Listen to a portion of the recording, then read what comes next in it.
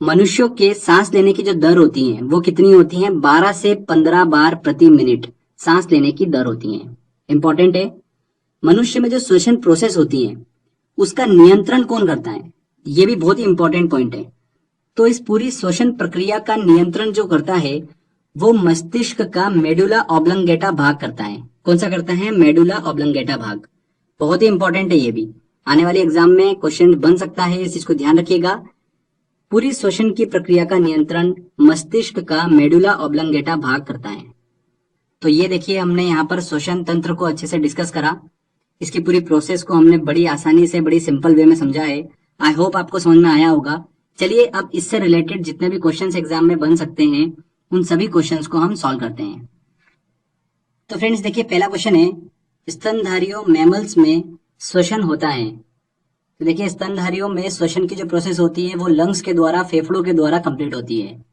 D answer. श्वसन की क्रिया में वायु के कौन से घटक की मात्रा में कोई परिवर्तन नहीं होता है? तो जब मनुष्य सांस लेता है उस हवा में 78% होता है नाइट्रोजन, और श्वसन की प्रक्रिया के दौरान जब सांस छोड़ता है तब उस हवा में भी 78% नाइट्रोजन होता है। इसमें कोई भी परिवर्तन नहीं होता है। तो यहाँ पर डी आंसर बिल्कुल सही होगा। हमारी छोड़ी हुई सांस की हवा में CO2 की मात्रा लगभग कितनी होती है? तो छोड़ी हुई सांस की हवा में CO2 की मात्रा कितनी होती है? 4% होती है लगभग। ये आंसर यहाँ पर सही होगा। लेते टाइम कितनी होती है? 0.03%। ओके, नेक्स्ट क्वेश्चन लेते हैं। अनॉक्सी श्वसन का अंतिम उत्पाद होता है। अनॉक्सी श्वसन का अंतिम उत्पाद क्या प्राप्त होता है हमको? पारुविक अम्ल। ठीक है, और ऑक्सी श्वसन में इस पारुविक अम्ल का कंप्लीट ऑक्सीडेशन होता है माइटोकॉन्ड्रिया में। हमने डिस्कस करा अच्छे से। तो यहाँ पर डी आंसर बिल्कुल सही होगा।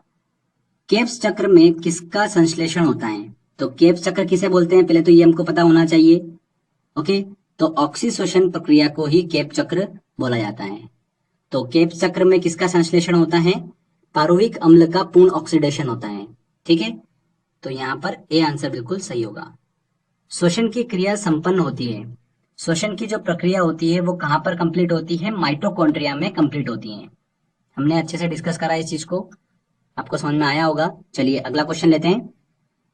मनुष्य में ब्रीथिंग के दौरान, सांस लेने के दौरान निकलने वाली वायु में ऑक्सीजन की मात्रा होती है।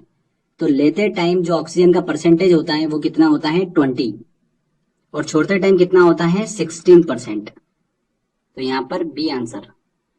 एक ग्लूकोज के पूर्ण ऑक्सीकरण पर कितने एटीपी अणु का निर्माण होता है? तो अगर कंप्लीट ऑक्सीडेशन की बात करें तो देखिए, ऑक्सीश्वसन में कितना? 36, और अनऑक्सीश्वसन में 2, तो कितने हो गए टोटल? 38 एटीपी अणु का निर्माण होता है। तो यहाँ पर सी आंसर।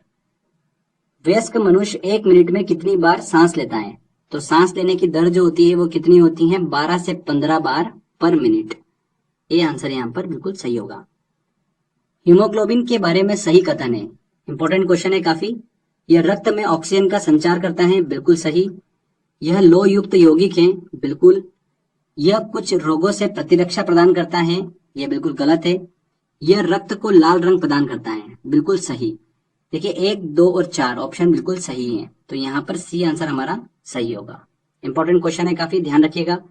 मनुष्य में श्वसन प्रक्रिया का नियंत्रण मस्तिष्क के किस भाग के द्वारा किया जाता है? तो मस्तिष्क का कौन सा भाग करता है? Medulla oblongata. बहुत ही इंपॉर्टेंट है ये क्वेश्चन भी। तो यहाँ पर ए आंसर बिल्कुल सही होगा। नेक्स्ट क्वेश्चन लेते हैं। शरीर में हीमोग्लोबिन का कार्य है ऑक्सीजन का परिवहन,